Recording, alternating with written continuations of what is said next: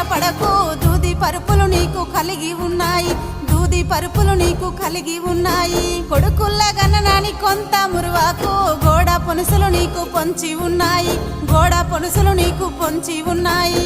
ఆడొల్ల గన్న తల్లి నీళ్ళకెళ్ళింది అమావాస్య చీకటి ఆ బాయి మీద, అమావాస్య చీకటి ఆ బాయి మీద. కొడుకుల్ల గన్న తల్లి నీళ్ళకెళ్ళింది కోరి వెన్నెలగాసే కోనేరు